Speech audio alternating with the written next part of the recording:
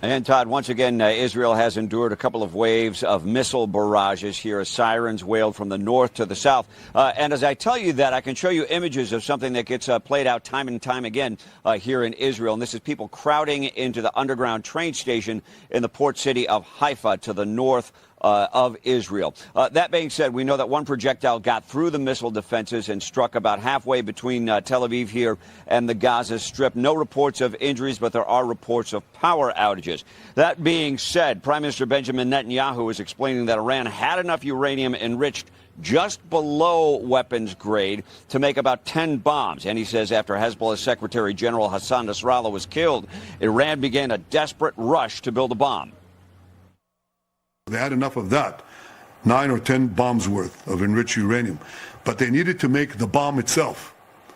And the bomb itself they rushed to do right after the collapse of the terror axis and the removal of Nasrallah. Therefore, we had to act. The Director General of the International Atomic Energy Agency says the enriched uranium was not destroyed in the U.S. strike on Iran because Iran moved it ahead of time. Speaking to the UN Security Council, Rafael Grossi continues to push for negotiation as a means of stopping Iran from getting a nuclear bomb. We have a window of opportunity to return to dialogue and diplomacy. If that window closes, violence and destruction could reach unthinkable levels, and the global non-proliferation regime, as we know it, could crumble and fall. Grossi does not disagree with President Trump's claim that substantial damage was done to Iran's nuclear sites. The president posted on Truth Social the biggest damage took place far below ground level. Bullseye. Grossi noted that the centrifuges spin very fast, and something as simple as a power disruption can cause them to break. They're very fragile. Carly, Todd, back to you. Mike, what has the reaction been among the Israeli people to the U.S. strike? Is it all anybody is talking about right now? It really is, and they're very encouraged. I've talked with several different groups of friends out here in Israel, and they're all very encouraged from the left to the right, really with the hope that this could bring a rapid end to Iran's nuclear program and get them past this point where they just move from one conflict to the next.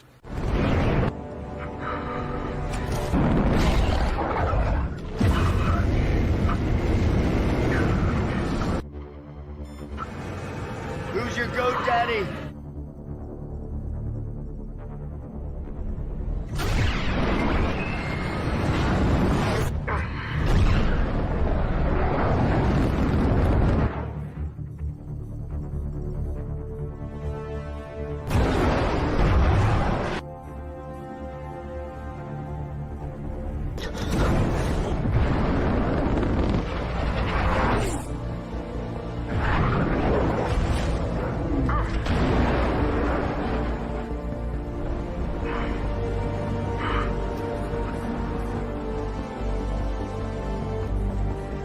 Target acquired.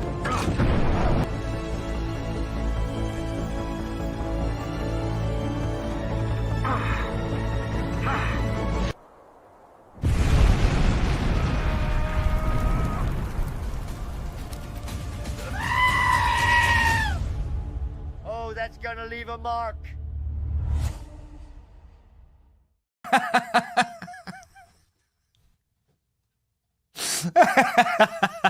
We call that gallows humor around here, right? Welcome back, ladies and gentlemen.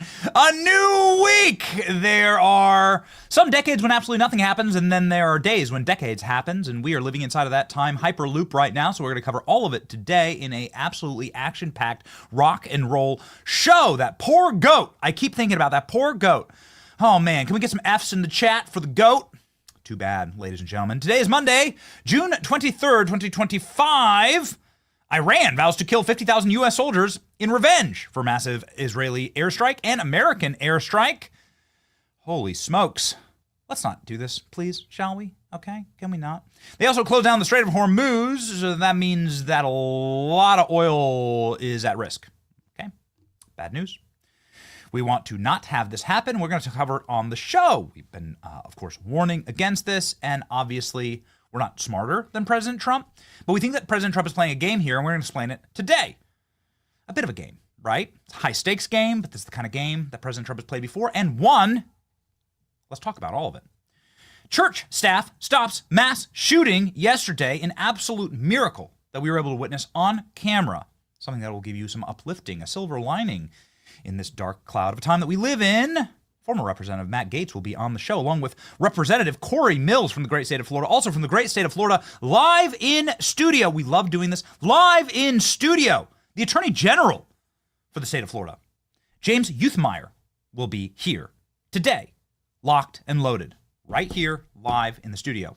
A lot to talk about with all of these three great men. My name is Benny Johnson, and this is The Benny Show. Ladies and gentlemen, before we get started, there are rocky global events and economic times ahead. That's just they echo each other, right? Echo. Whenever there's a war or wherever there's a catastrophe around the world, the markets go ding, ding, ding, ding, ding. You were able to see that yesterday. Please lock in and make sure that you are secure in these times. Invest in the thing that actually increases in value in times like this, not dumps. Like last night, crypto dumped, right? Crypto just collapsed last night, right? Because any instability, the whole thing, just the bottom falls out.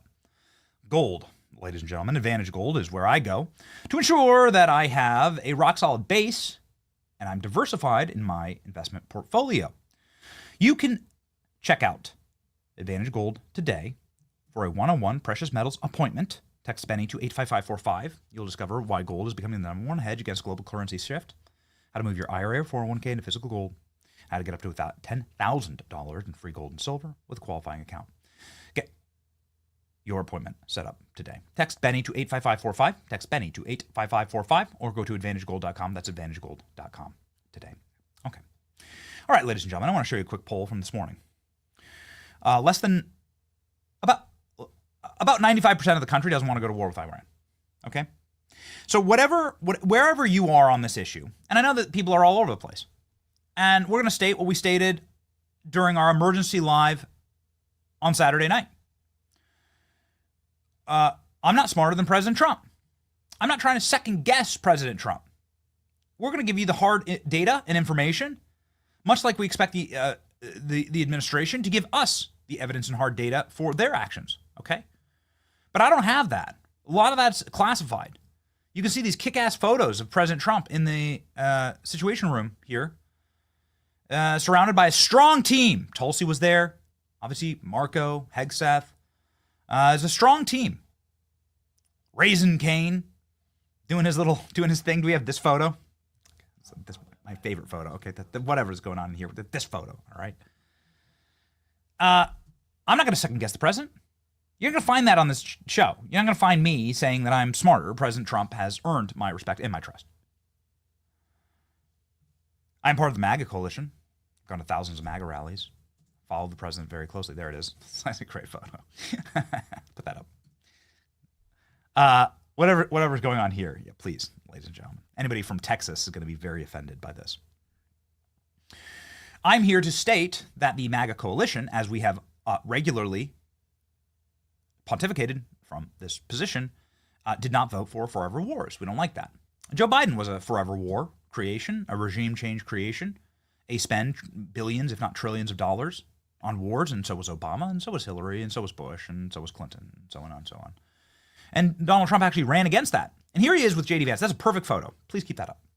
J.D. Vance is somebody who, unlike me, actually fought in these forever idiotic wars. He calls them idiotic. His words, not mine. And J.D. Vance is out this weekend saying this is not a regime change war, this is not a forever war. As, of course, you know and the entire world knows, American B-2 stealth Stratofortress bombers yeeted the Iranian nuclear facilities this past weekend, directly involving America in the war then. Okay? But this country, if you don't mind, Klein, this country right here, voted against forever war. This country voted on the main thing, keeping the main thing, which is our nation and America first. And recognizing that the nuclear weapon and the atomic bomb is already here, meaning the weapon's already been built and it's already been deployed against our country. This is not hypothetical. 20 million criminal aliens here, juicing and milking, raping, pillaging, and ravaging our welfare systems and our people, parasitically, is a cancer on our country and needs to be addressed as the threat that it is.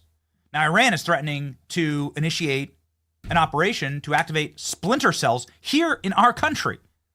Why? Well, how? Because of our open border. Do you understand? Like this, America voted for that to be taken care of. And you can see here in the polling, wherever you land on this issue, and I'll tell you my take very quickly in just a second, not like anyone asked, okay? I'm no expert on this, and I don't pretend to be. I don't pretend to sit here and be this like wise man, and I'm going to sit there and scold Trump. That's not what this is about. And this is about keeping the team together, because what we have is a winning team. And this is a winning issue. So let me explain.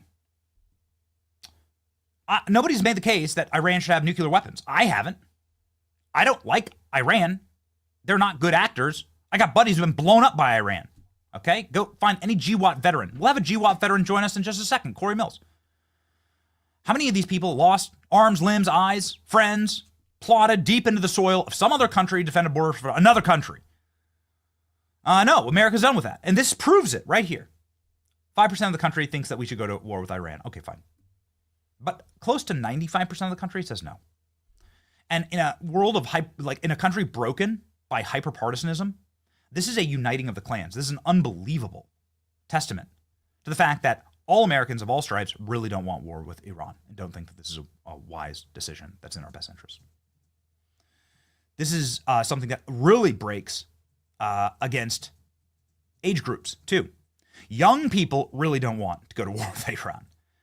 That's just a matter of fact, and those are the kind of people that, like Trump, won in a historic rout. President Trump, did numbers with the youth vote this last election cycle, unlike anything we've ever seen. Mainly in response to the forever wars in Ukraine, that of course was plundering our treasure, and so on and so forth. Obviously, we have troop boots on the ground in Ukraine. They won't tell. No one will ever say anything about it, but it's true, obviously. So yeah, people were done with that, and we were done with it. And so I want President Trump to keep this coalition together. So let me just very quickly, because I see the breakdown of the coalition. Anybody can see it. Anybody can look at it. And I'm going to do my level-headed best on this program. You are in the right place if you actually want to keep winning, because this is what I want. All right. We're going to put up hard data like this. It's not an attack. It's just the data. There's zero appetite in America for regime change or forever wars. Zero. And we want to use our platform to keep together, actually, the winning coalition, which is what Trump created. And Trump created it with his own blood. He created it with, taking bullets to the head. Nobody gave up more than President Trump, which is why, of course, I implicitly trust President Trump, and he has more information than I do. It's so unbelievably pretentious and morally presumptuous to say that I know more than him, right? No, you're not going to get that. But here's what I will do. I'll analyze what we know of President Trump. Here's what we know of President Trump. Ladies and gentlemen. President Trump, in maybe what some argue is his best tweet ever, yeeted Kim Jong-un. Kim Jong-un was talking about how much he loved the bomb. And President Trump says, yeah, okay. Little North Korean leader Kim Jong-un, this is in the year 2008. Is that correct, Klein? 2018. Okay. Little Kim Jong-un says his nuclear button's so nice. It's so nice. It loved me wrong time. Problem is that his nuclear button doesn't work. I have a much bigger and more beautiful and more powerful button, and my button works, says Donald Trump to Kim Jong-un. Yikes. You know, at the time, if you go back and you have a time machine like we do, and you have sort of a, an autistic memory level, understanding exactly how these news cycles work, you'll recall that people were very upset at President Trump for doing this. They all thought that Trump was going to get us into war. And the President Trump was going to start nuclear war with North Korea. Now, according to the Atomic Energy Agency, North Korea does indeed have nukes. Okay, so this is quite the thing to say to the North Korean leader. What happens next? I'll show you. What happens next is one of the most remarkable things in the history of the world. After all the tough talk, after all the raging, after all the tough talk and all the raging, the nuclear button and all the talking smack, Kim Jong-un comes and welcomes Donald Trump into an active war zone with America, which is insane. Something we don't have with Iran. Iran doesn't have nukes. Understand that this is so much more high stakes than what we just witnessed. Iran doesn't have nukes, to our knowledge. We're not actively at war with Iran, to our knowledge, right? We are technically at war with North Korea. There's no peace treaty signed. We went and slaughtered millions of North Koreans in the 1950s, and they killed 55,000 Americans in another idiotic war. But anyway, a war that's totally forgotten about called the Korean War. Please understand the profoundness of this moment. That the dictator that we are at war with is clapping Trump on the back and welcoming him into North Korea. And Donald Trump's walking straight into the war zone, a country that we're at war with. Donald Trump was able to use hard power, strong words, tough talk, peace through strength, and let's just call it what it is, abject belligerence in order to get the best relationship we've had with North Korea ever. It's pretty freaking awesome.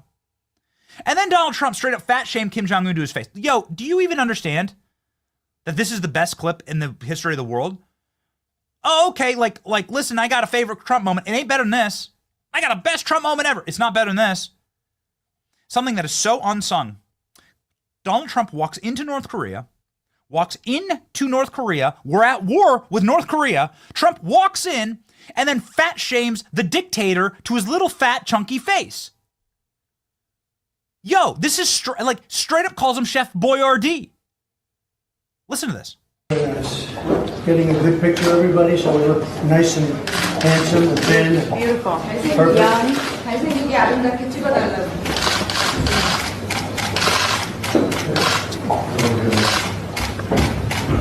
Thank you very much. Please. ALX, is that the fat shit? Did I miss that? Did I miss that? Yeah, there's a different, there's a different, that's it? Okay, all right. Ladies and gentlemen.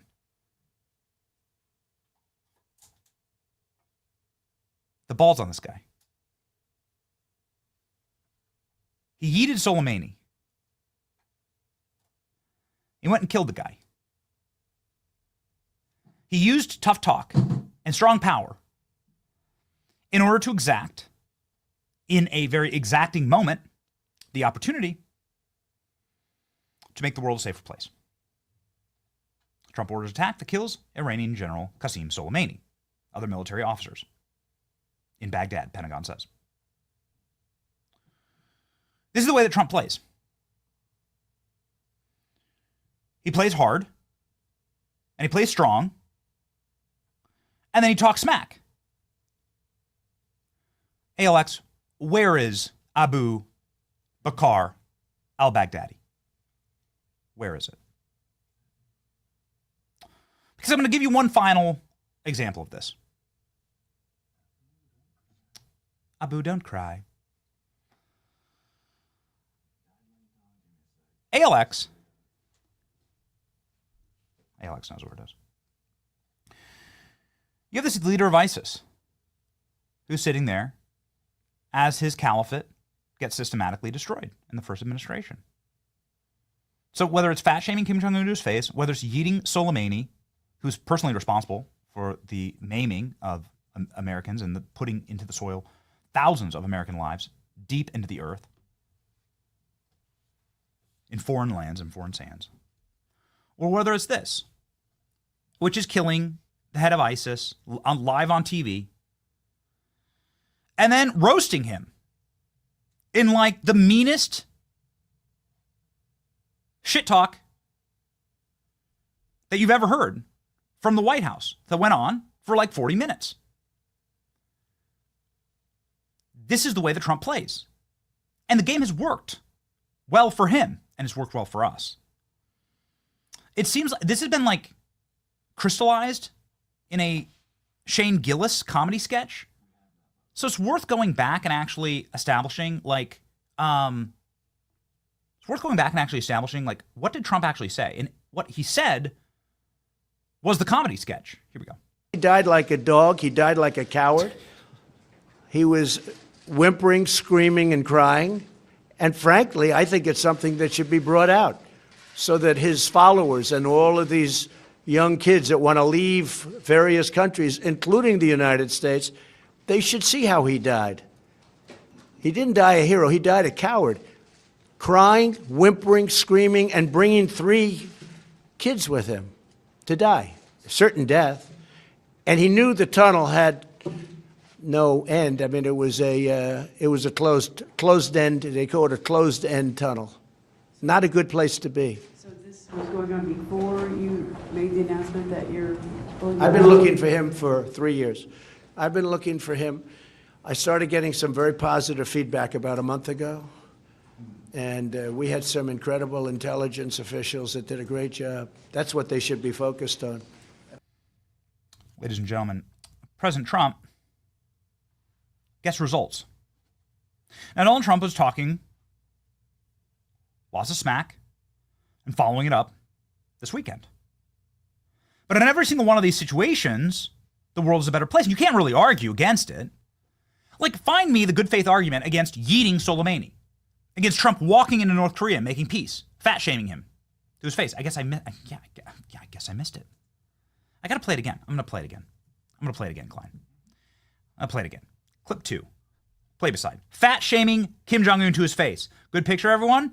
Is everybody looking thin? Good picture, everybody. There you go. So we look nice and handsome and thin. Beautiful. Perfect. Nice and handsome and thin.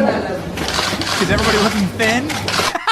There you go. Okay. There it is. All right. My apologies, ladies and gentlemen. It's been so long since I saw that clip. It's like a 10-year-old clip. Everybody looking thin? Kim Jong-un. Dumpling. Can you argue against the results? Can you argue against what Trump did against ISIS? That totally worked. It was a very good thing. The yeeting of Soleimani, a good thing. The smack talk to Kim Jong-un didn't lead to nuclear war. It led to peace. It led to good things. And so the president has earned and deserves our trust on this, ladies and gentlemen. So Operation Midnight Hammer went down this weekend. And we're going to say the same thing. There was a lot of hysteria with the way that President Trump, remember, the Soleimani killing was supposed to lead to nuclear war with Iran. The systematic destruction of ISIS in targeted attacks that did include American boots on the ground, so on and so forth. Nobody can argue against the results there, the total and complete decimation of ISIS. And then, of course, the results with Kim Jong-un were inspiring. And so, as we said, if this remains an attack to simply project American power and to rid the world of an Iranian nuclear program, we can't make the argument that Iran should have nukes. And given President Trump's track record inside of an ecosystem like this, we're going to give him time to cook, which is what's going to happen, ladies and gentlemen. So we have our first satellite imagery of the Fordow nuclear base, been completely blown to smithereens. Freaking unbelievable attack. And we played you the mushroom clouds and everything on Saturday night. So we're going to look at this. I mean, hopefully, not do it through an overly emotional and very feline, feminine energy. You know, there's a lot of people that are losing their minds on both sides right now. And we don't want that. We want to just establish Trump's incredible track record in high-stakes situations like this. That Donald Trump knows that he was elected not to start a new forever war, that Donald Trump ran against the Bush Doctrine. The first thing that President Trump ever said on the campaign trail to me, I have it on camera. I'll go fish it out and find it for you. It's like the oldest footage I have of Donald Trump in New Hampshire in 2015. And Donald Trump on camera says no new wars, no more Bushes in the White House. The first thing he ever said to me, he was just driving past. He was just driving down the road. And Trump rolls down the window and yells it, right? Not allowed to do that anymore. Too bad. That's what Trump ran against. Trump has been very successful in very systematic strikes like this. And so I'm going to give him time to cook. I think people are going to regret being overly emotional and having these psychotic meltdowns right now on both sides. And we're just going to stick to the facts, which is frankly that nobody in the MAGA coalition voted for a new forever war or regime change. And so, ladies and gentlemen, we're simply going to let them cook. This is the overview of the attack that took place this weekend. That's my take on it. It's intellectually consistent. We've done an enormous amount of thinking about this. I haven't stopped thinking about this for 48 straight hours. And I think that this is the way to thread the needle, honestly. And it requires a nuanced historical look at President Trump and his actions. And then an understanding that there's a lot going on here, ladies and gentlemen. Here's an update of what happened this weekend. Let's rock and roll. The mission began with deception. Under the cover of darkness, shortly after midnight, Operation Midnight Hammer launched early Saturday morning. 9 B-2 stealth bombers took off from Whiteman Air Force Base in Missouri, but 2 acted as decoys, flying west over the Pacific for all to see and a scheduled refueling in the skies near Hawaii with a follow-on flight to Guam. But 7 B-2s did not fly west. They quietly peeled away and secretly flew east with minimal communication. Their destination? Iran's underground nuclear facilities. First into Iran were American fighter jets to also serve as decoys and draw fire from the Iranians. The B-2s then entered Iranian airspace at 6 p.m. Eastern, just after 2 a.m. local. 40 minutes later, 14 massive bunker-busting bombs were released by the B-2s. 12 hit the underground nuclear site in Fordo, 2 hit Natanz. At the same time, those 15-ton bombs from the B-2s hit their targets. 30 Tomahawk cruise missiles launched from a guided missile submarine slammed into Isfahan, with its centrifuges buried even deeper than Fordo. The strike package then bugged out of Iranian airspace and returned to their base in Missouri this afternoon to complete their 37-hour round-trip mission. The B-2s were refueled at least 3 times in midair each way. Over 125 aircraft were involved in the strike. The initial battle damage assessment was provided by President Trump last night. Iran's key nuclear enrichment facilities have been completely and totally obliterated. His top military advisor said this the morning after. Initial battle damage assessments indicate that all 3 sites sustained extremely severe damage and destruction. Defense Secretary Pete Hegseth says the mission against Iran is not open-ended. Good. Ladies and gentlemen, somebody who has an enormous amount of experience with all of this, and we're very interested for his take, is the great Florida Congressman Cory Mills. He's an Army combat veteran. He joins us live now.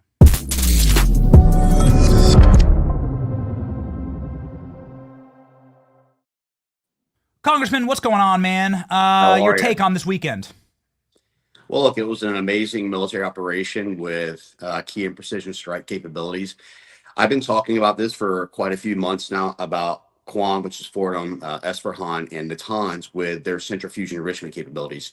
We know that the IAEA had come out, who's not a friend to Israel, America, or any others, and even talked about the escalation and enrichment to a nuclear weapons grade capability. The thing that the president has done consistently, and I like the way that you've kind of built this up, Benny, is that he has consistently reiterated time and time again, I am open to diplomatic peace talks and a treaty, but the Iranian regime cannot at any point in time get their capabilities to a weapons grade nuclear armament. This is something that he's talked about ad nauseum. And there's people who are trying to claim that this is an unconstitutional utilization of military force. It is not. Under Article 2, Section 2, the president and the executive branch has limited war power authorities. Not to mention the fact that while I disagree with it and wish that they'd be repealed, before I came to Congress, Congress had passed in 1957, 1991, 2001, and 2002 an authorized use of military force. The 0102 AUMF talks about the targeting of the global war on terror. Iran is the largest state sponsor of terror. Name the Houthis, name the Hamas, name Kataib Hezbollah, name all of the individual proxy Shia militias across the globe who continue to target our allies as well as for the U.S. So what this means is that, does the president walk us into warfare? No. He utilizes key precision strikes like he did in the first administration with the elimination of Qasem Soleimani, like he did in the first administration with the elimination of Abu Bakr al-Baghdadi, the head of ISIS. This has continually been a non-nation building, non-regime change, non-forever war plan to eliminate key strategic targets with accuracy, without collateral damage, and ensuring that we can keep the West and our allies safe. This is very clear, and it was a very successful operation. So my biggest concern here is America being dragged into war. Nobody voted for that. We put up the polling this morning, which is atrocious in favor of the war. It's 5% in favor of the war, almost 95%. You can add me to the 95%. Against America going to war. And I know that because you've actually seen it up close. And you've done it, and you've lost friends, probably due to an Iranian munition and a Qasem Soleimani operation, plotted deep into the sand, you know, in a foreign land. And nobody wants that, right? And nobody wants more of that. And the polling's very clear on this. So with so many American assets out in the region here, how do we stop America from being dragged into war? Because the moment that a belligerent Iranian, in either a false flag attack or otherwise, attacks an American, well, then it's game on, right? It's like, you know, I see it it's so perilous. I want to prevent it. Well, myself and many of my colleagues have argued, why do we have troops in Syria? Why do we have troops still in Iraq? They are obviously in harm's way. They are within reach of your mid-range ballistic missiles, Katyusha rockets by Shia-backed militias, and other types of harm. I still don't understand why we're in countries that we have no operational agenda, that we have no actual battle plan, and we have no status of forces agreement in place. So I understand mentor protege programs. I understand the idea of training the leads to be able to go after ISIS to ensure that it doesn't have a resurgence. But again, when we're doing these types of key strategic targeting, we have to also bear in mind that it does have the potential for retaliatory attacks. And that attack, as President said in the very first administration, if even a single American has been struck, he has targets already identified. He has proven to be a strong and bold leader, but the way that we don't get ourselves into a never-ending war is by having strong leadership. We have that under Secretary of Defense Pete Hegseth. We have that under Secretary of State Marco Rubio, and we certainly have that under President Trump, who has proven time and time again that he understands the art of negotiation. So I do not see us walking into a forever war.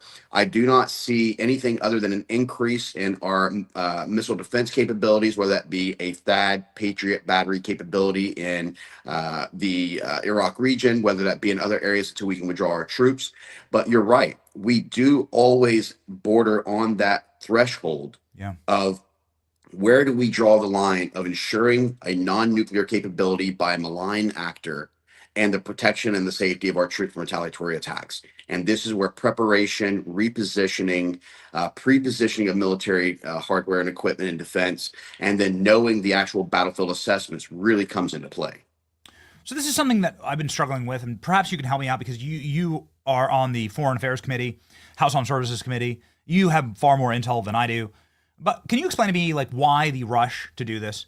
Because obviously, I can go back into articles from the New York Times nearly on the date of my birth in the 80s, Congressman, and find articles saying Iran's like a second away from getting a nuclear weapon. This has been going on for 30 years.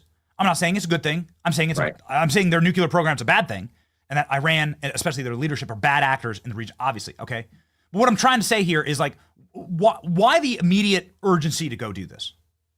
I think that the IAEA report was certainly very alarming. I think that Iran's regime, having the inability of wanting to even have a negotiation at the table, shows that they were closer than they thought, and they thought had a position of strength. We also have to bear in mind that, as you talked about from the 80s to now, Iran has spent over $2 trillion in their nuclear enrichment programs. Over time, they're going to get the necessary capabilities to be able to actually weaponize and use the armament possible. But there's also been a geopolitical shift where China, Russia, Iran, and North Korea have geopolitically aligned to become this axis of evil. The last thing that we want is to allow us to have a existential threat against Israel or any of our allies or the U.S., but also the idea that there was tens of millions of people who crossed our borders under the previous administration. There are potential sleeper cells here in the United States. Imagine, if you will, for a moment, Iran getting to an enrichment nuclear capability and sneaking a dirty bomb across the border to target Westerners here in the U.S. So there's a lot of intel that even I don't have as a member who sits on the Foreign Affairs Committee. I'm the chairman of the Oversight and Intelligence Committee, but there's things that even we haven't been briefed on yet, and I'm sure that we'll get that brief whenever I get back and go into the skiff. But there are always a precipice of intelligence gathering and intel that's been afforded to us either by ourselves or Five Eye partners that allow us to say, okay, look, we can't take another moment on this.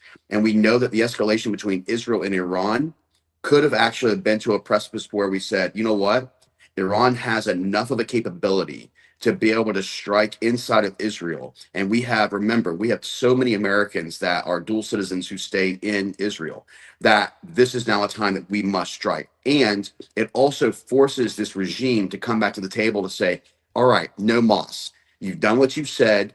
I'm now willing to come to the negotiation table. But last point, this also sends a direct message to China, who's been threatening the unification of Taiwan and wondering what America's capabilities are. We continue to show it. We are the strongest armed force in the world. We have the greatest volunteer warriors that you'll ever find any place in the world. And I can tell you right now, with Pete Hegseth focusing on a warrior-focused ethos, that we're going to continue to strengthen ourselves. Our recruitment's already reaching its numbers first time in many, many years. And we are moving forward, and our adversaries are paying attention. Now, when we get to an economic strong point, America becomes the global world leader once again. I appreciate the projection of strength. I understand that when it comes to Soleimani. I understand that when it comes to Kim Jong-un. I understand that when it comes to beheading ISIS. I just know that the stakes are really high. Trump's a really great player at this game. The stakes are super high. Maybe in conclusion, Congressman, can you at the very least admit to us, given the fact that you just talked about splinter cells here in America, that it is far more exigent and important to our nation to rid ourselves of the 15 to 20 million criminal aliens that exist here in this country that are already a weaponized bomb that is inside of our homeland right now? Absolutely. That needs to be the top priority. That it needs to be the number one priority. Absolutely. The main thing. Absolutely. And Secretary Noem of the DHS, as well as for Tom Homan, have said they are on high alert right now to look at potential sleeper cell capabilities, to look at lone wolf attacks. That is something they're very focused on. The FBI under Kash Patel, who I trust implicitly, has continued to try and move forward, and Dan Bongino to look at different types of counterterrorism capabilities within the United States. So yes, it's an existential threat or an exigent threat. It's something that we're looking at every single moment of every day to keep Americans safe. But again, we're making a huge cleanup of the previous administration. Iran would not be where it's at today if the Biden administration had not released $10 billion in fungible assets, stopped the enforcement of sanctions on oil exportation to China, which has driven up their money more than they've ever seen. They were out on the ropes under President Trump. They opened the borders and allowed tens of millions of people. They delisted the Houthi rebels as a terrorist organization, disrupting 12% of global trade. And now President Trump is coming here and having to clean this up, secure our borders, keep Americans safe, our allies, and prevent Iran from a nuclear weapon. That is what the president is actually forced to do. And so he's doing a great job, and I have full trust and confidence, and I support him in every way. You know what, Congressman, I really hope that it plays out like that. We've done our show best to keep the coalition together. This is what I want. I view that as actually the greatest single and threat nobody here wants is the war, breaking I can up. tell you, especially those who fought him, Benny. None of us want a never-ending war. We don't want to go back to the George W. Bush, neocon, neo-lib, conservative thoughts. We want to stay on the America First agenda, and I promise that this strategic strike, which does not thrust us into war, we will not have boots on the ground. We will not spend trillions of dollars and thousands of lives like we did in Iraq and Afghanistan. We are doing strategic strikes that keep America and the homeland safe. Yes, every single GWAT veteran in my timeline is saying the exact same thing. Ladies and gentlemen, Cory Mills, follow him, obviously. Nearly 300,000 Americans do. He's one of these clear voices that just rings like a bell, especially in times like this. Thank you for saying that, Congressman. I do appreciate the understanding. Like, dude, the first term, Trump was cleaning up ISIS. ISIS was created clearly, as Trump said in the debates against Hillary Clinton. Man, we should get that clip, ALX. I want to play that later in the show. Trump tells Hillary Clinton to her face, "You created ISIS. Right. Like, you made ISIS, and now I have to go clean it up." And I think it's worth saying, like, how does Iran get so much money to do this? Well, I mean, obviously, like Obama and Biden appeasement operations. Right. Like, and don't forget, it was Obama who actually flew a plane load of Swiss francs into Iran because he couldn't fly U.S. dollars, that's in violation, and literally flew pallets of cash into the Iranian regime. Keep the main thing. Mass deportations. You want to talk about strength. You want to know what weakness looks like? Weakness looks like having 20 million criminal invaders into your country. Amen. That's weakness, actual. Like, real strength is in part bombing, Iran's nuclear program. Real strength is mass deportations. That's mass deportation. We have a 600% increase in apprehensions right now. Yeah. Our borders have never been more secure. Good.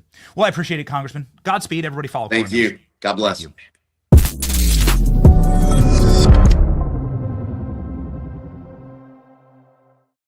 Ladies and gentlemen, such a rowdy day. Honestly, we're so honored to be able to bring in studio guests and have such clout here in the studio. In a moment here, we'll have the Attorney General of the state of Florida joining us live in studio, and we are building up our capacities here. Speaking of building up capacity, Carolyn Leavitt at the White House this morning. This is the first time that somebody from the White House grounds, within the White House walls, is out talking about President Trump's stance on this, saying Donald Trump does not want regime change. Very good. We're going to play you that clip, and then afterwards, we're going to play you Carolyn and her hit from the White House this morning. I think it's very important to listen to. Again, rings like a bell when it comes to the efforting of President Trump's thinking on these issues. And then we'll be live in studio with the Attorney General of Florida. A lot of big things to talk about. Let's go. The president is pleased, the country is pleased, and frankly, Brian, the whole world should be pleased with the courageous action that President Trump and our United States military took on Saturday night. I want to thank, and the president wants to thank, the brave pilots who flew nearly 40 hours and more than 7,000 miles from the middle of America to the Middle East to conduct this highly successful and complex precision strikes on Iran's nuclear facilities. This is an operation that presidents of the past have dreamed about, but no president had the guts to actually do it. But President Trump did, to take away this imminent threat, not just to the state of Israel, but to the United States and the rest of the world. So the country is a safer place today because of the president's bold action, and he has prevented a nuclear conflict. He has prevented a rogue radical regime from obtaining a nuclear bomb and threatening our people. So I know the president's very decisive, but he also likes listening to all angles. And he's used to Democrats fighting against him. How much harder was the decision when you have people like Steve Bannon coming over for lunch saying don't do it, Marjorie Taylor Greene saying don't do it, and other voices like that? How did the president digest all that, knowing these people weren't necessarily against him, they're against pending action he more than likely was going to take? One of the great things that makes President Trump a great leader is his ability to listen to people with different perspectives, but then ultimately make a decision based on his own instinct and the intelligence that he saw. And he saw, based on U.S. intelligence, that Iran is just weeks away from obtaining a nuclear weapon. And President Trump has been saying his entire life, not just as a presidential candidate or as president of the United States twice, but also as a private citizen, that Iran cannot obtain a nuclear weapon. And that's something that leaders around this world and on both sides of the political aisle agree with. Again, presidents dating back to Democrat Bill Clinton have said that Iran cannot obtain a nuclear weapon, but none of them had the courage to actually do something about it, and President Trump did. And nobody knows what it means to accomplish peace through strength better than President Trump. He is the one who came up with that motto and that foreign policy doctrine, and he successfully implemented it in his first term. And this is one of many steps he is taking to successfully implement peace in his second term. The president wants to see a peaceful and prosperous Middle East. He talked about that extensively when we took that historic trip to Saudi Arabia, and he talked about how the Iranian terrorist regime was bringing down the rest of the region. And our Gulf partners and allies agree with that sentiment. So the president wants peace. Sometimes you have to use strength to achieve it. And he's not afraid to use strength. And as Saturday night proved, the United States has the best and most lethal fighting force in the history of the world. And we can use it if we must. So the president tweeted out the next day, and I agree with you, by the way, and I think most everyone watching does, says it's not politically correct to use the term regime change, but if the current Iranian regime is unable to make Iran great again, why wouldn't there be a regime change? Does he think we should do that? Is he asking the Iranian people to do that? What's he saying there?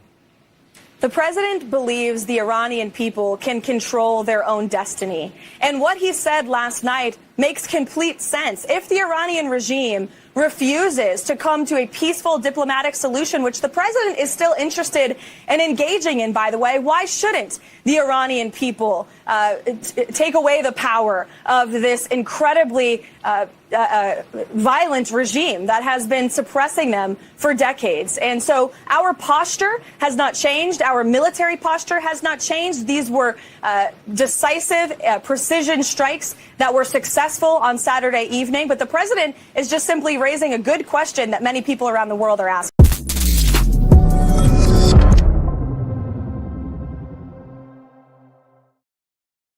Gentlemen, it is our honor to have in studio the Attorney General of Florida, James Youthmeyer, who is fresh off of some massive breaking news here in the city of Tampa. Thank you, Attorney General, for being with us. What's up, sir? man? Thanks all for right, I already got my me. challenge coin, just letting you all know, okay? I got, bam! Got my challenge coins, got free drinks in Tallahassee. Nobody really wants to hang out in Tallahassee, but yeah, what's up, man? We'll have you up there anytime you want. Congratulations. It's small and quiet, but we Yes. like it. Thank you. Congratulations on the news this morning. You just busted up a bunch of child predators, massive child predator sting, I think in coordination potentially with the FBI and Yeah, and we've been DHS? working on this one for about a little over a month, but it was a 2-week operation. I'm told the most successful in U.S. history. We were able to rescue 60 children, many victim of horrific human trafficking and other just atrocities. Many of them impregnated by their traffickers. Yeah. So we're glad to get them home. We worked with the federal government. I can't say enough about the help of the Trump administration, the FBI, the U.S. Marshal Service did the Lord's work on this. So we've got them back. We're going to help them recover now. And I promised people when I took the oath, protecting our kids is my number one priority.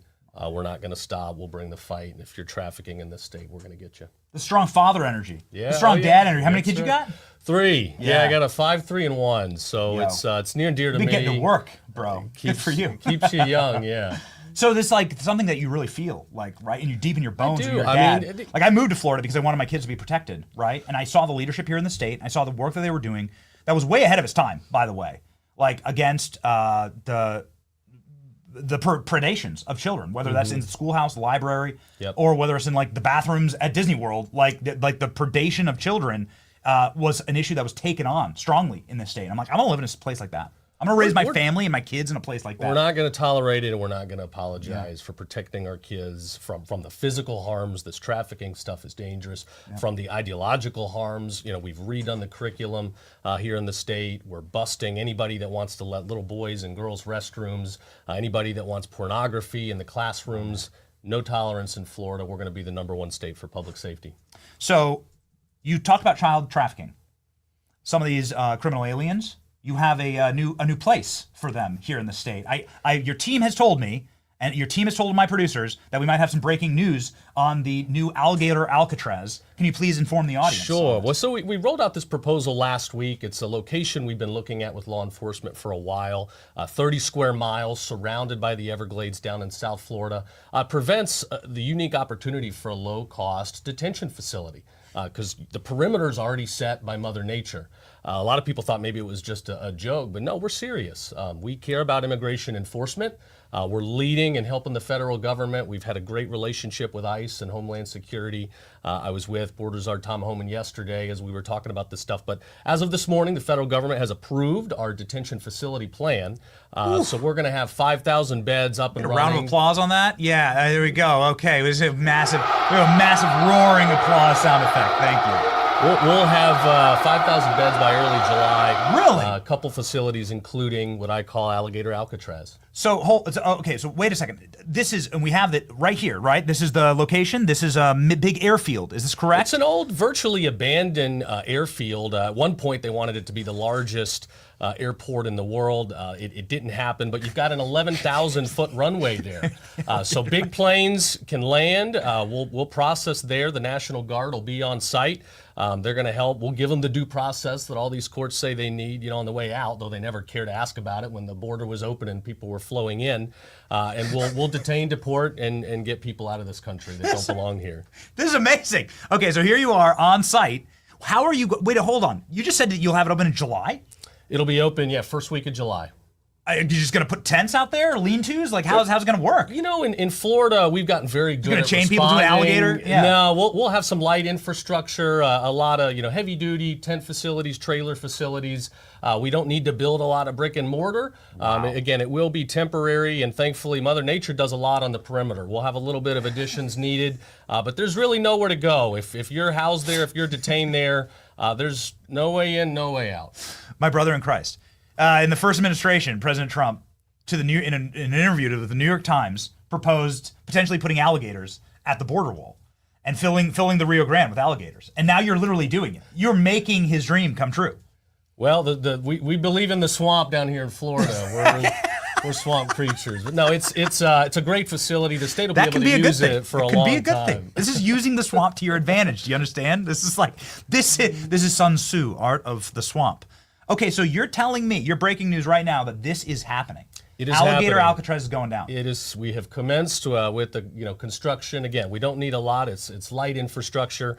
5,000 beds by early July. Wow. Many of them will be at Alligator Alcatraz.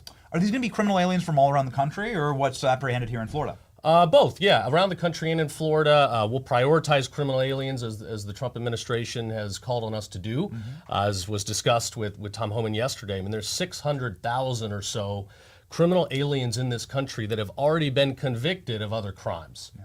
So there's a lot of low-hanging fruit. We've got to get these dangerous people off the streets, first and foremost, but then we've got to enforce rule of law across the board. Yeah. If you are not legally in this country, you should not be here.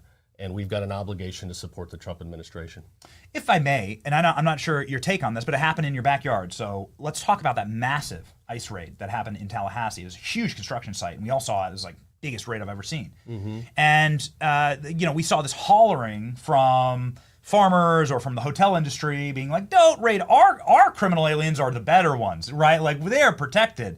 And that's not what people voted for, actually, right? And so could you give us a take on how you're dealing with that from a Florida perspective? Yeah. Again, that happened in your backyard. I don't know if you knew about it. I don't know if you coordinated. We were involved. Yeah, our state law enforcement was actively involved working with the sheriffs and the feds. It was a collaborative effort. Law enforcement works together in Florida, which makes us a great rule of law state.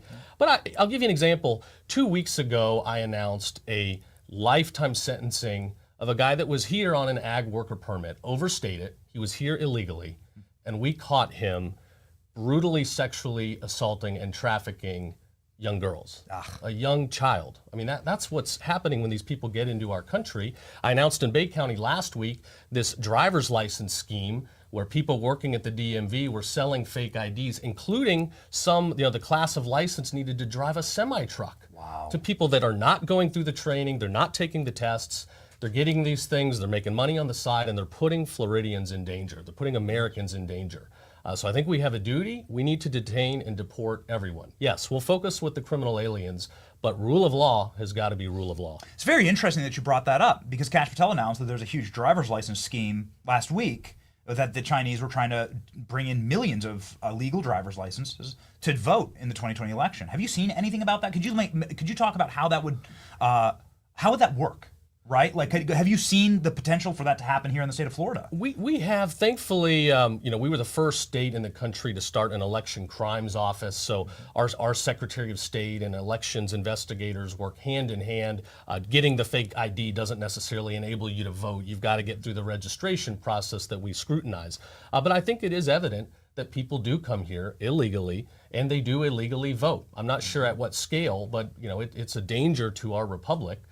You talk about Chinese, we're aware of, hundreds of Iranians that have come into this country illegally recently. There's no telling how many dangerous people, how many terrorist sleeper cells could be in the country actively plotting because of the Biden open border. Yeah. Okay. Well, I'm glad that they're at least talking about it. This has been a we'll keep investigating. Yeah. We'll crack down. You know, we've got to keep our families safe. So there's straight up election fraud, right? There's like let's bring millions of illegal driver's license so that Chinese students can vote, and we know Chinese students did vote in the election. Some guy's getting charged in Michigan for that. So the scheme actually ended up working. Then there's a far more aggressive election fraud, which is just straight up killing the candidate. Now, one of those near murders happened here in the state of Florida. Now, I know this is a federal case and they're bringing it in federal court. Can you give us anything on Ryan Routh? Like, what the hell's going on with that guy? He was like working with Ukraine. He was like working with Afghanistan. Like some of these terrorists. A lot of facts that raise more questions. That's exactly than answers. Right. Well, what the hell's up with that dude? What I can tell you is we started trying to prosecute this in Florida while the Biden administration was still in place under state law challenges. Yes. We did not trust the federal government to go and do their job, so we wanted to do it in Florida, and they obstructed our investigation. They would not allow us access to the crime scene. They would not share witness interviews, evidentiary documents. Now, all that changed when AG Bondi and Kash Patel took over. We've enjoyed working with them. We were able to move forward with our investigation. Right now, we're fully supporting theirs. Don't want to do anything to get out ahead of them or mess up what they're doing. But we will pursue rule of law again, thankfully, with a collaborative federal government. You know, enforcing the law should not be political. It should not matter what party's in charge. We should want to protect our citizens, especially former presidents and candidates. And thanks be to God, Trump is our president today. Yes, that's right. I'm really surprised that a district judge in D.C. hasn't freed Ryan Routh and given him his gun back. Like that shocks me. I was waiting for that one. Don't jinx it. Okay. So district judge rules that Donald Trump has to rebuild the nuclear facility in Iran. Too bad. Sucks. Yeah, it's too bad. Okay, so really quickly, we have a friend, lives of TikTok, and she wanted us to ask a question about something that was going on that's very strange here in the state of Florida. Now, I know that DeSantis versus Disney is one of the hotter topics of the last couple of years. You ended up winning that brawl straight away. And I don't think Disney's functioned ever better, actually, quite frankly. Like a lot of things are changing in that area and region, and it's for the better, right? Sure. Universal just opened this massive new park. I haven't been there, but a lot of cool stuff going on there. A lot of big dynamic energy in Orlando. Tying through to what you just announced this morning about child trafficking, and tying through to predation, right, of vulnerable peoples here in the state of Florida. There was a TikTok influencer named Lily Tino, who is who's taking videos and photos inside of the women's bathroom in Disney. And I'm thinking, well, wait a second. There's no way that this can be legal in the state of Florida, right? This is a transgender influencer. This seems to be like, first off, like you shouldn't be allowed to like film inside of bathrooms. It seems really creepy. But then here in Disney, it's like extra layers of creepy and wrong. Is there anything happening from a state level on this topic? Yeah, we're investigating this. We do not tolerate men or boys in women's and girls' restrooms, gyms, private spaces, no tolerance. We're investigating this one. We've already cracked down on some gyms in South Florida. They were allowing people that identify as women to go into women's locker rooms. We put them on notice that legal action was coming. Thankfully, they changed their ways. Alachua County, a public school system, they had a camp, Camp Crystal Lake, where they were allowing 5th grade elementary age boys to identify as girls and stay in the girls' bunks. We shut this down right away too. Thankfully, they did not fight us on it. It's amazing we have to have these conversations today. But here in Florida, we believe there are two sexes, men and women, and we are going to protect our girls at all costs. I got girls, I got boys. I think you do too. Yes. I got girl, 2 boys. All right, my man. I looked at like child predator laws. There's the death penalty here in the state of Florida, right? That's right. right. Like, that's the state I'm moving to. That's the state I'm moving to. Like I want to move to a state where I can defend myself in my home, where I have castle law, We just saw the sheriff, who I think you were there at that press conference, right, where that sheriff went viral. And he's like, Sheriff Ivey, that's yeah, right, he's like, yeah. we will put you graveyard dead into the ground if you mess with cops. We are not messing around here. Yeah, that's right. We are the #1 state for public safety. You were behind him when he was saying that, right? Yeah, you were laughing. Yeah. Well, we were announcing, all these, violent protests you were seeing in California. We were putting people on notice as we saw some murmurings. If you do that in Florida, like, rioting is illegal here. If you throw stones, if you light things on fire, if you obstruct traffic, you are going to jail for as long as we can put you in there. Thankfully, we didn't have any of these violent demonstrations because I think people know we're going to hold them accountable. But the other thing we announced at that event was, we're seeing the doxing of ICE agents. These leftist groups want to put out the personal identifying information to intimidate, threaten, jeopardize the safety of these federal officials and their families. Yes. And we're not going to tolerate that. So our state troopers, our state law enforcement, we've got a partnership now with the feds where if there's any personal information of an ICE agent or family members going public in Florida, we're going to give them personal protection and keep them safe. We want them here. They're doing their job. And while they're protecting our families, we're going to protect theirs. Locked in, man. What an advertisement for the state of Florida. What an incredible advertisement for the state of Florida. Something we didn't even cover here is the anti-swatting legislation that was just passed. Yeah. It's the strongest in the entire nation. We got a great governor. We really appreciate that at this program. We lead through example. We get swatted like every single day, and it's been really annoying. Very tired of getting pizzas delivered to my house that I didn't order. Mainly because my wife's trying to keep me in shape, okay? And I just want to eat Domino's. Okay, so what's next here for the state of Florida? Do you have any? What's next to be worked on for the rest of the year? Sure. Well, we're going to get these detention facilities up and running. We're going to continue to protect our kids. We sued Snapchat. We're investigating other social media companies. We've seen, grave dangers where child predators are using these social media sites to prey upon our kids. Snapchat being the preferred avenue.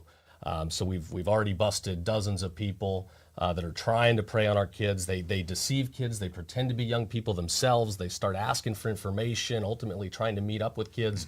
Parents at home need to wake up. If you don't know what your kids are doing with their cell phones, get on it. You got the decision to make. Should your kid even have a phone to begin with? Should they have access to the internet? Are they mature enough? But if you choose that there is utility, learn about the resources to block access, to track what they're doing, to monitor the behavior of their kids. There are dangerous people out there. A lot of them just, they kidnapped the 60 or so people we rescued over the last 2 weeks. It's real. It is not just something you see in a movie. It is real, and you are the first line of defense. Let me tell you, I speak from very limited first-person experience. I went to community college, okay? To community college, not a super. I think I'm a room temperature IQ, but let me tell you, the smartest move I've ever made in my life was deciding to raise my children, which is my most precious asset in life, but then also build my business here in the state of Florida, because the leadership in Florida just ain't messing around. All right, so if you're thinking about it, and there's a lot of young people in the audience and want to have kids and families, then this is a good place to lock it in. Well, we're ready for you. Come on down. That's right, young daddy, young dad. All right, yeah. Thanks for keeping the state clean, brother. Yes, sir. All right. Hey, the great Attorney General here. And please put up the social media. Let's make sure that we get 22,000 people follow our great Attorney General, James Uthmeyer, here in the state of Florida. We are going to bump those numbers up. The future looks very, very bright. Thank you very much, AG. Benny, thanks for having me. All right, as always. All right. Okay. Thank you, sir.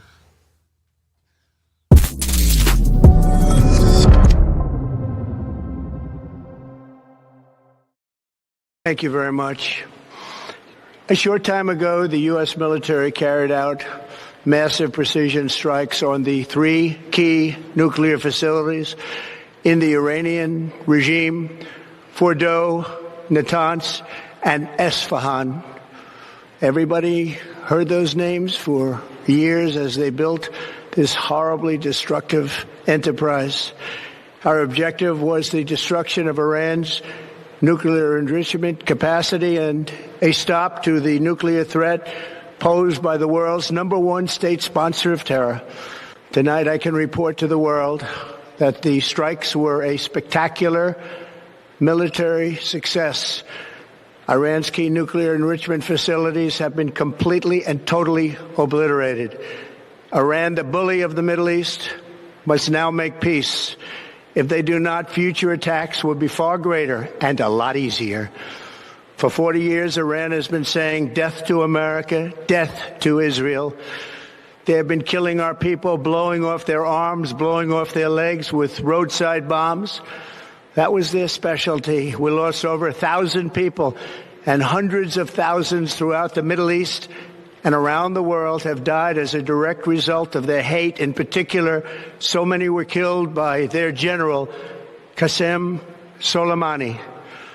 I decided a long time ago that I would not let this happen. It will not continue. I want to thank and congratulate Prime Minister Bibi Netanyahu. We worked as a team like perhaps no team has ever worked before. And we've gone a long way to erasing this horrible threat to Israel. I want to thank the Israeli military for the wonderful job they've done. And most importantly, I want to congratulate the great American patriots who flew those magnificent machines tonight, and all of the United States military on an operation the likes of which the world has not seen in many, many decades. Hopefully, we will no longer need their services in this capacity. I hope that's so. I also want to congratulate the chairman of the Joint Chiefs of Staff, General Dan Raisin-Kane, spectacular general, and all of the brilliant military minds involved in this attack. With all of that being said, this cannot continue. There will be either peace or there will be tragedy for Iran far greater than we have witnessed over the last 8 days. Remember, there are many targets left. Tonight's was the most difficult of them all, by far, and perhaps the most lethal. But if peace does not come quickly, we will go after those other targets with precision, speed, and skill. Most of them can be taken out in a matter of minutes. There's no military in the world that could have done what we did tonight, not even close. There has never been a military that could do what took place just a little while ago.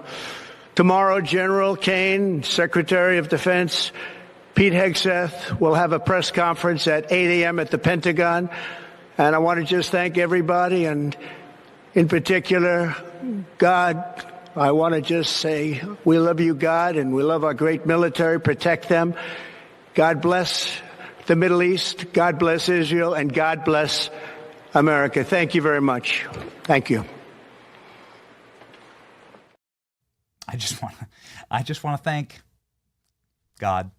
That's how we should do our verse of the day, ladies and gentlemen. Every single day is great. Is it as great as our next guest? I'm not exactly sure. The man, the myth, and the legend, the great Matt Gaetz, who needs absolutely zero introduction, but I'll give him one anyway. He was the congressman from the Panhandle here in Florida, what many people call the Redneck Riviera, the Emerald Coast, one of the most beautiful places on earth. He's also the host of One America News' brand new bombshell hit show, The Matt Gaetz Show, and he joins us live now.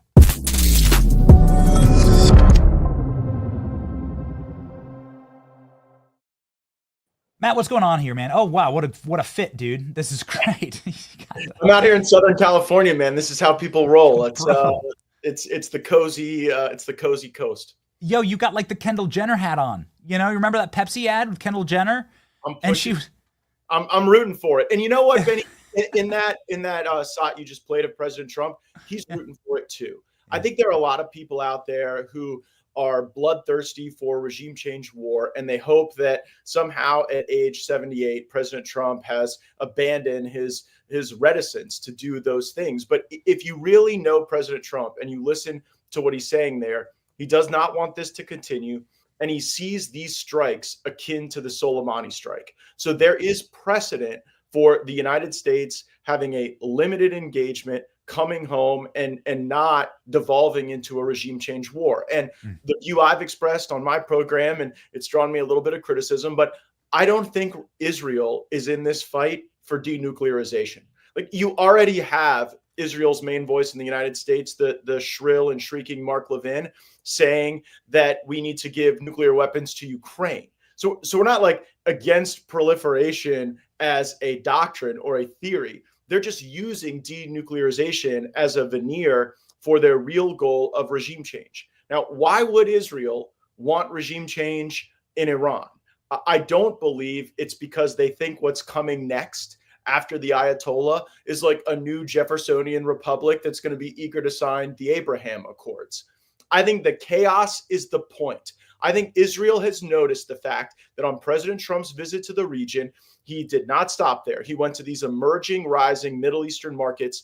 And more business people are saying, look, it's Riyadh, it's Abu Dhabi, it's Dubai, it's Doha that matter as much as New York and London. And that is unsettling to a lot of folks in Israel. And I think that the refugee crisis that would follow regime change in Iran is something nobody has planned for. Tens of millions of people moving across the Middle East, starving, desperate, primed for terrorism. It would topple governments and cause sectarian violence in Iran, Iraq, Syria. And that's the point. Because as these emerging Middle Eastern monarchies are trying to say, we are the capital markets, come here for technology, investment, sports, Israel wants that to be a place of bloodshed and violence and chaos. That might be good for some of the elites in Israeli society. It's not good for everyday people in Israel. It's sure as heck not good for everyday people in America.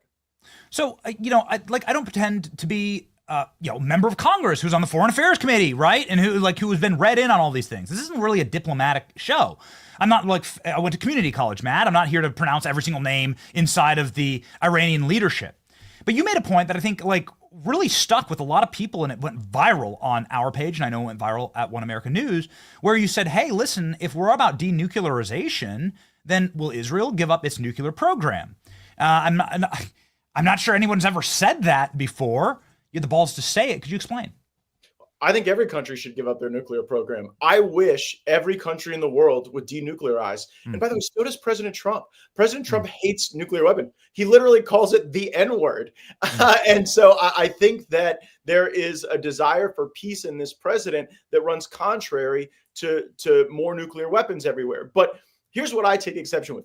The nerve of Israel to try to draw the United States into a war over a secret nuclear weapons program when they have a secret nuclear weapons program is astounding. And I don't believe Israel's nuclear program is really a threat to anyone. But if we're going to have broad anti-prolif efforts, they should apply to everyone. And really, I said that, Benny, because it's revealing that this isn't about denuclearization. That is just a fiction. Now, I think it's that for President Trump. But you're going to see very quickly here how the Trump and Israeli goals are not aligned. And by the way, if you don't believe me, there was already an effort by Israel to execute the supreme leader that Trump had to rein them back on. Right. So I don't think it's a credible argument anymore that this is about denuclearization for Israel. And the point I made about their own nuclear program, I think, showcased that hypocrisy. Yeah, dude. I mean, let me tell you what, man, just by sharing your clip and going viral, you wouldn't believe, well, yeah, maybe you would. You wouldn't believe who we heard from by sharing that clip. I mean, it was wild. Which, I mean, I don't have any dog in this fight. I don't hate Israel. I don't hate Iran. I don't want war. I actually love America. And I would like to maybe Israel's trying to draw us into this war, Benny. I don't hate Israel either, but I think you have to be able to be honest with your friends. Maybe right? Zoom out. A friend is not someone you just accede to every one of their demands. A friend is someone you could say, no, you're choosing a suboptimal path that is bad for you and bad for us and bad for the world. And so you need to not do that. Does that mean you hate Israel? But what I fear, Benny, is that we are very closely entering the era where if you do not support U.S.-led regime change in Iran, they're going to call you, weak. They're going to call you a never-Trumper. They're going to call you an anti-Semite and maybe a war criminal. And I just think you can have reasonable disagreements with the government of Israel and still love the people of Israel, love the Jewish people, but not want to go fight a war with Iran over sort of a phony rationale. We spent the morning highlighting the Trump doctrine, which the Trump doctrine at its core seems to be very surgical, very smart, very strong shit talk, and then strikes, whether it's with North Korean leader Kim Jong-un, which led to Donald Trump entering a literal war zone. America's still at war with North Korea. There's no peace treaty signed. It was amazing. This is one of the best moments in history. Okay, period. In American political history, this is one of the best moments. Trump should have won. In a fair world, Trump would have won the Peace Prize for this alone, all right? And this was after Donald Trump, roasting Kim Jong-un. Soleimani, the destruction of ISIS. Nobody can argue with these things. And that seems to be the Trump doctrine here. What we don't want is obviously things to spiral out of control and get to this point. Here's a polling this morning, Matt, saying that 95% of the country does not want a war with Iran.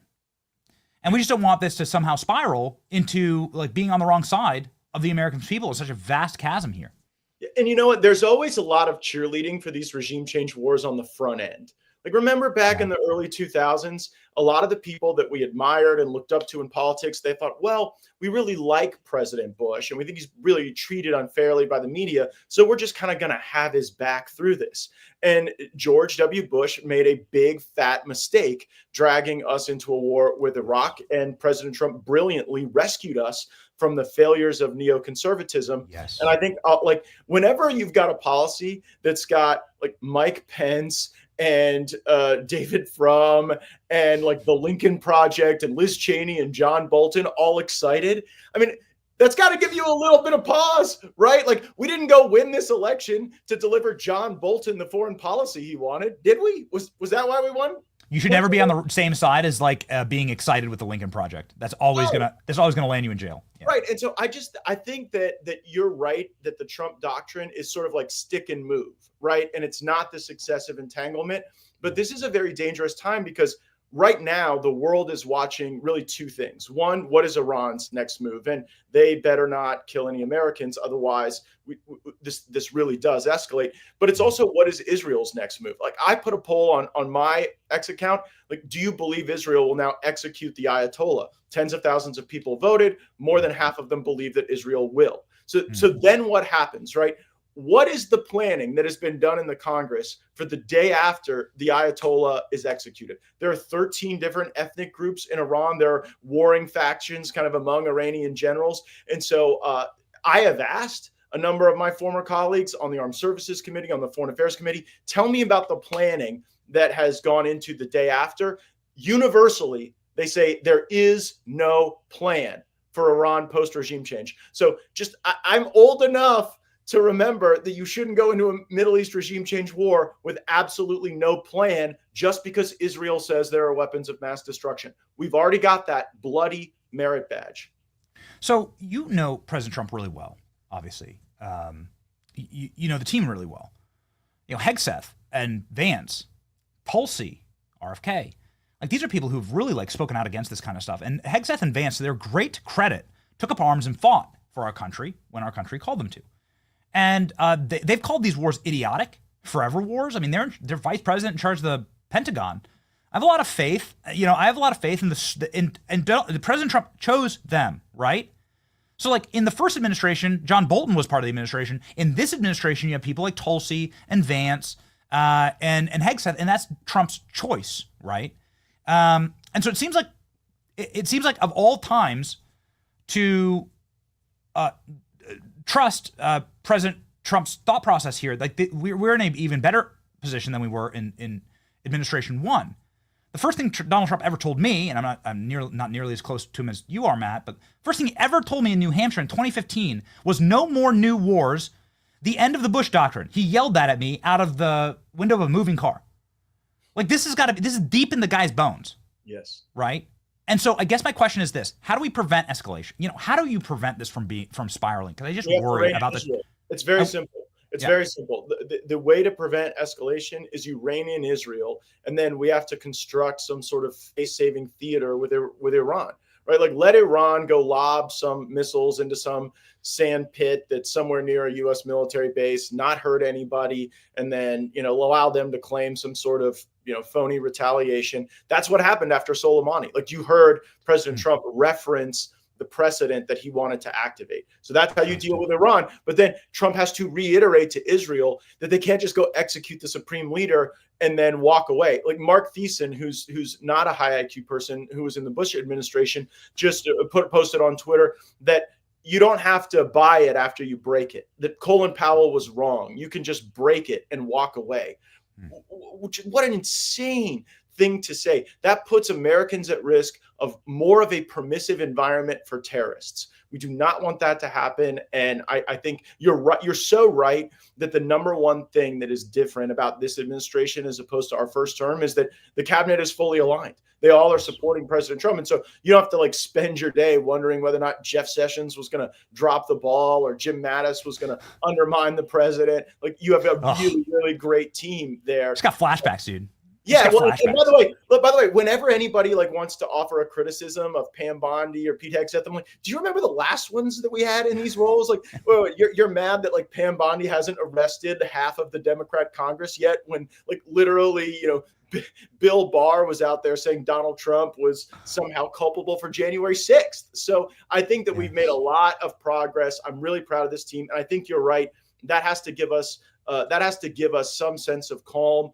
But at the end of the day, the only way I see us getting off of the path to another forever war in Iran is the pure strength of President Trump to deter Iran while at the same time restraining Israel. That is the dual track that saves us.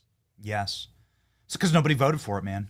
It's just like literally the opposite of what everyone voted for. And everybody's looking at like where you reside right now, which I believe is like the San Diego, but definitely the Southern California area, and being like, yeah, deploying the Marines to protect American cities, that's what we voted for. Yes. And I don't know that there was ever a call for this on the campaign trail. And, we have to look at our coalition, Benny. I mean, you're very smart about this. You're exactly right. Like if you would have told us when we were in high school, college, that the under 30 crowd would be the best performing demographic for a Republican president, we would not have believed that. That would have been out of the realm. And thanks to, I would say, Charlie Kirk and Donald Trump and JD Vance, like there's some very charismatic figures who have built this durable coalition of young people that could deliver victories for Republicans for the next 40 years. And the greatest threat to what Donald Trump and Charlie Kirk and JD Vance, yourself, have built, the greatest threat to that is to demoralize a generation of young men with yet another regime change war in the Middle East. We should not do that. That's exactly right. Because who goes and fights it, right?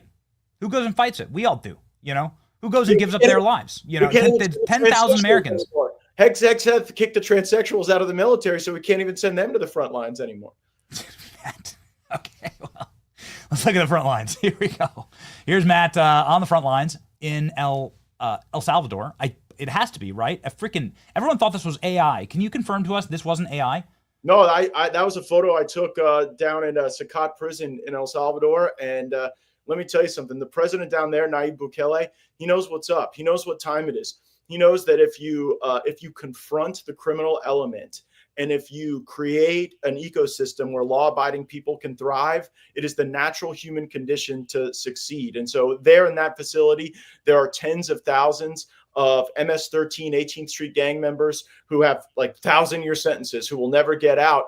But what locking up tens of thousands has done, it has freed a country of 6 million people. I am so bullish on the future of President Bukele and El Salvador, and certainly their security posture has made that success possible. They're rebooting the Matrix. You now live in Southern California. Many people were putting this together and saying you're going to star. Hardly, man. I'm just here. I'm just here on assignment. Florida. I'm still a Florida man. Florida's home, but the great folks at One America News have a headquarters out here, and I love making the Matt Gaetz show here when I can. My man. Okay, so really quickly here, you made a huge amount of news the last time you were on the show.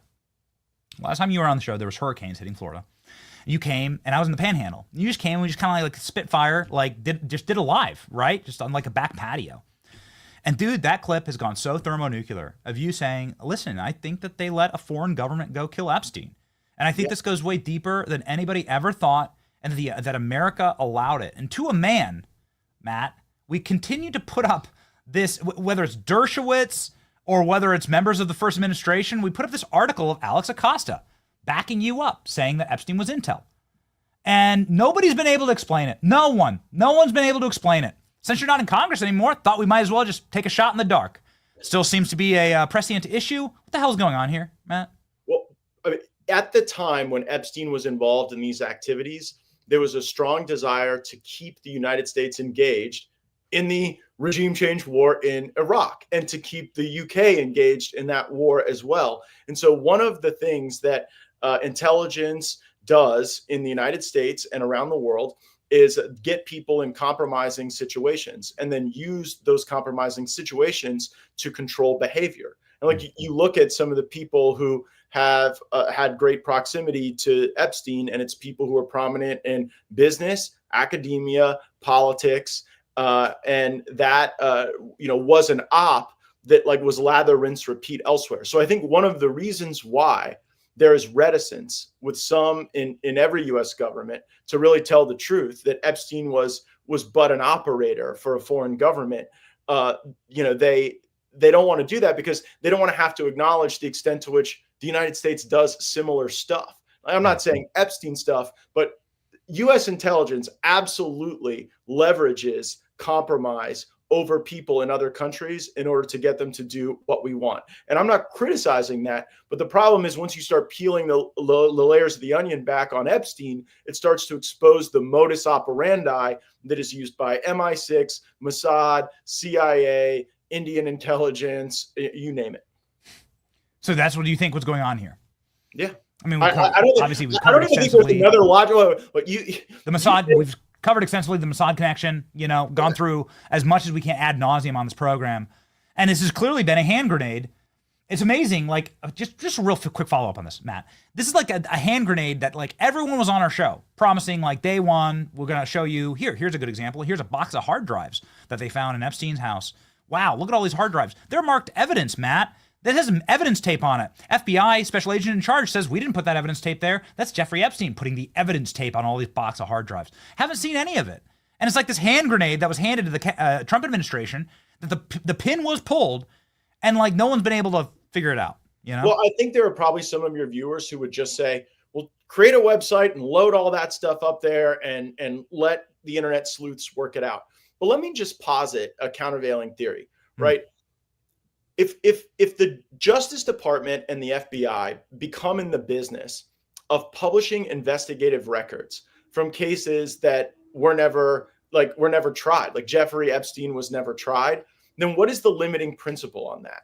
Because you know what would happen if Democrats took control and your show continues to blow up? They're going to go and like find some curated piece of evidence, and they're going to cast it out of context and say Benny Johnson was an agent of the Russian government because he, we all know that. That'd be crazy if that happened, Matt. That'd be wild. Wow. Right.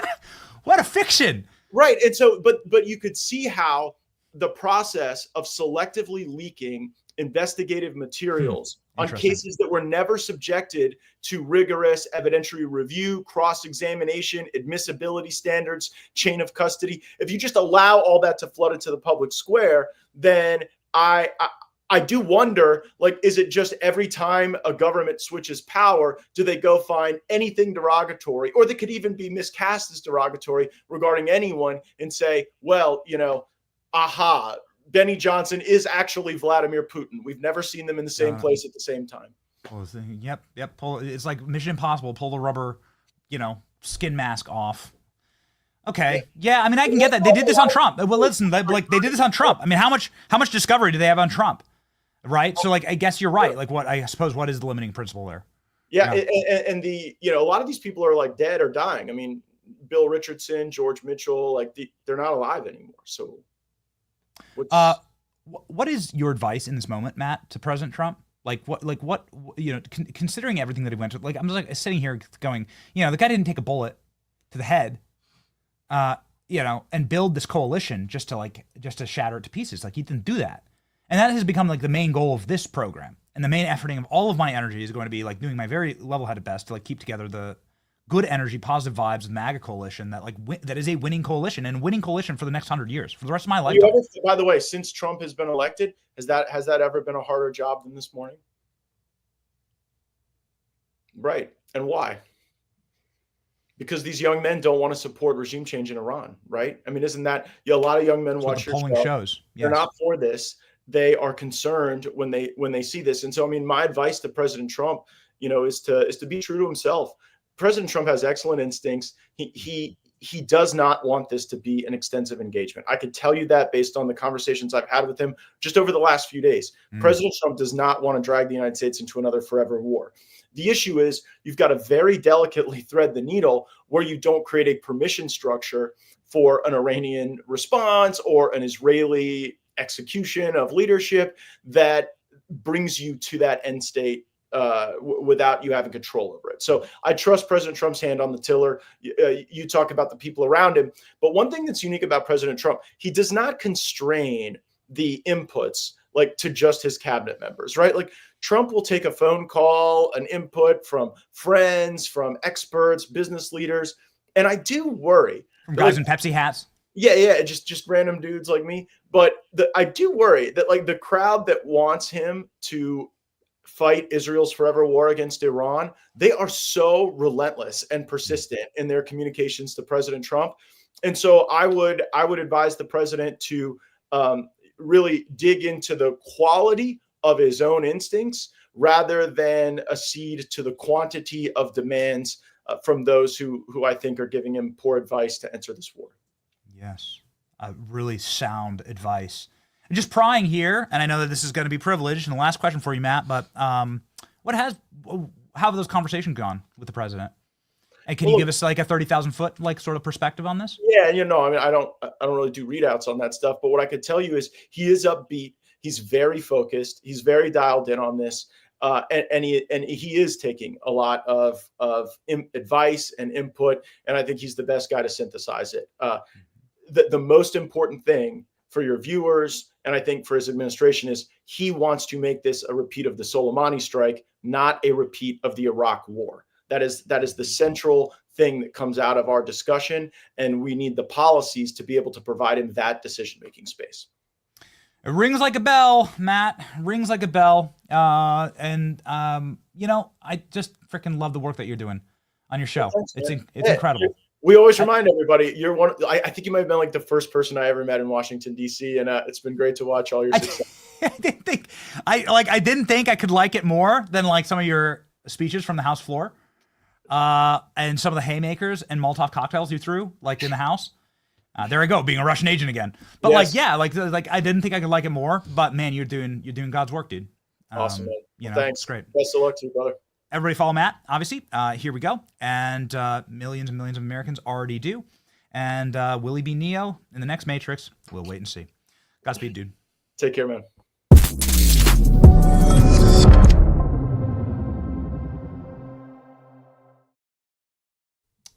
What a rowdy show. What an exciting time. Like, because what you need to do in moments like this is to have a broad range of thinking.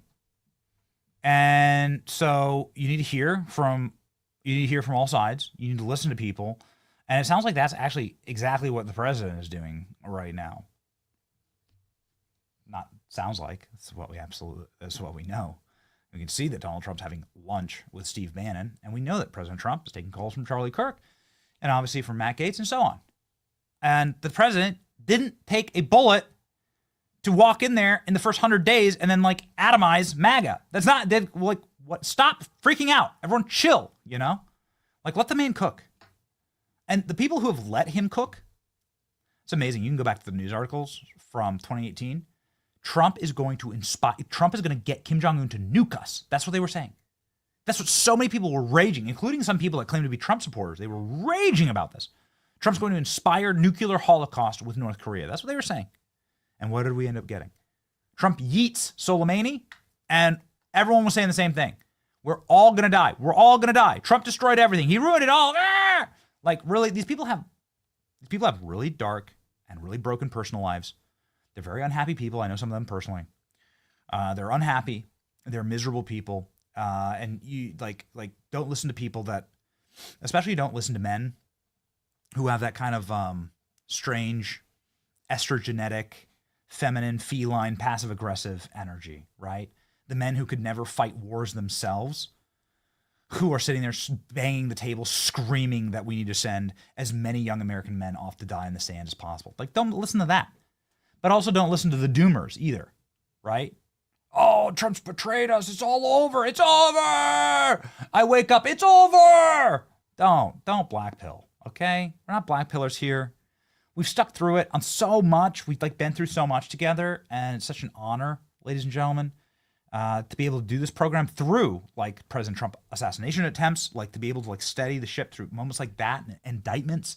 Think about what he just went through the last couple of years, right? This show's only 3 years old, and we've been through hell and back. Mar-a-Lago raids, that was happening live on the show, right? Can you get a lower point than feds, guns drawn with a kill order going through Trump's house?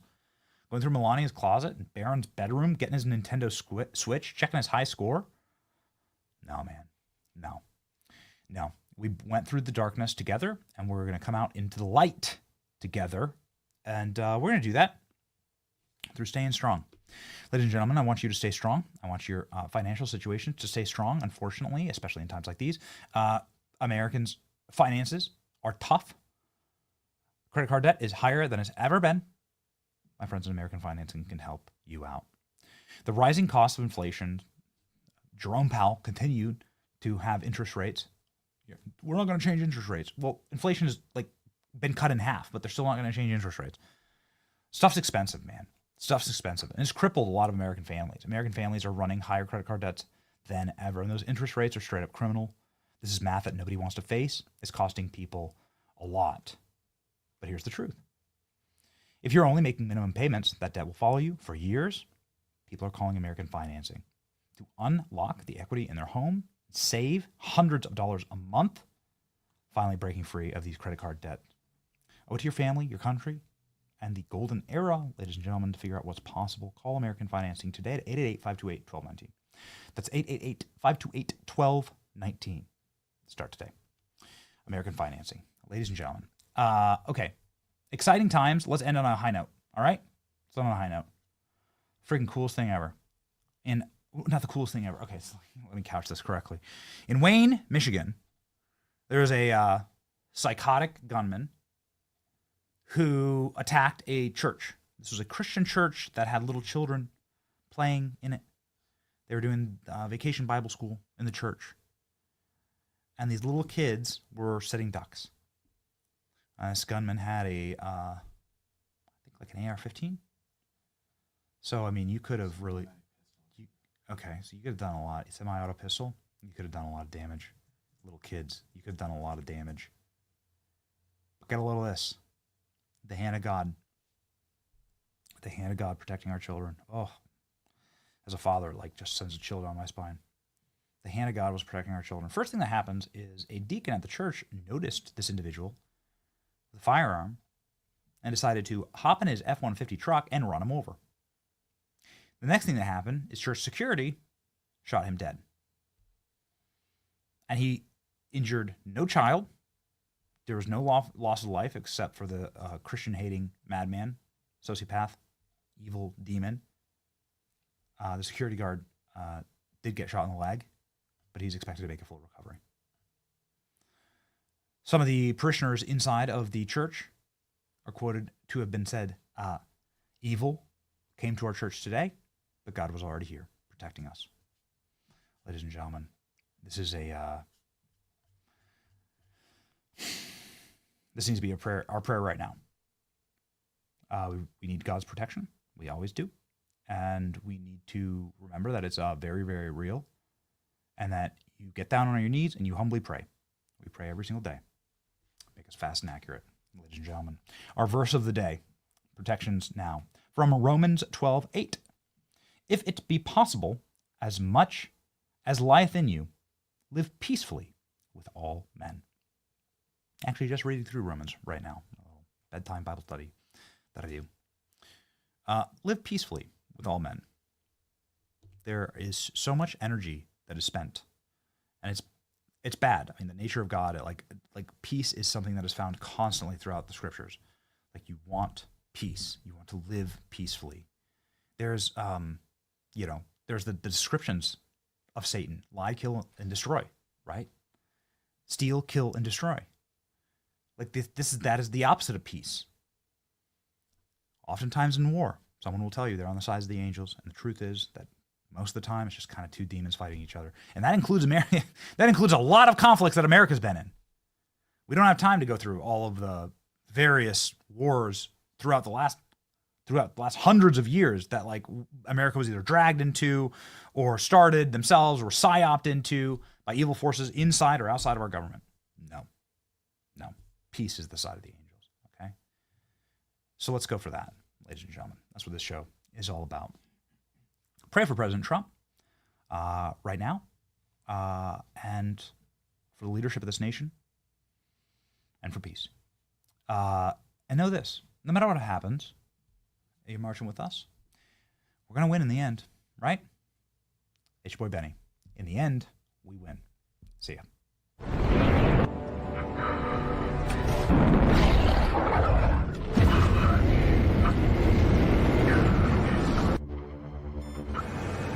Who's your GoDaddy?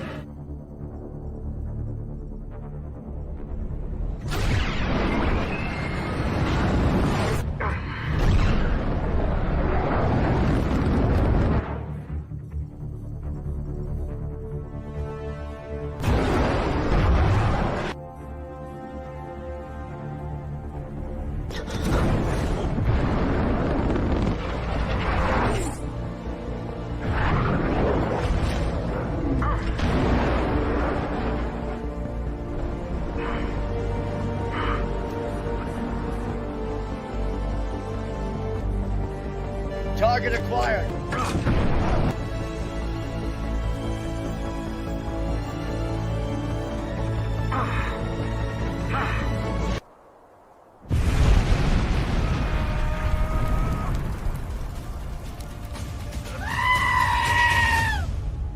Oh, that's gonna leave a mark. Show where the truth gon' be. Faith and freedom on your TV screen. Stand up strong, battle through the night. The Benny Show's here, bringing liberty to light. From the speeches to debates, Benny sharp like a blade. Cutting through the lies, watch the truth cascade. With the warrior's heart, this man never fades. You know it's prime time when Benny invades. From saving the nation to stories untold, the Benny Show's a storm, see the truth unfold. Stay in the loop, let freedom take hold. Salting all the libs, soul never sold. It's the Benny Show, where the truth gon' be. Faith and freedom on your TV screen. Stand up strong, battle through the night. The Benny Show's here, bringing liberty to light. Liberty to light. Bringing liberty to light. Liberty to light. Bringing liberty to light. From the speeches to debates, Benny sharp like a blade. Cutting through the lies, watch the truth cascade. With the warrior's heart, this man never fades. You know it's prime time when Benny invades. From saving the nation to stories untold, the Benny Show's a storm, see the truth unfold. Stay in the loop, let freedom take hold. Salting all the libs, soul never sold. It's the Benny Show, where the truth gon' be.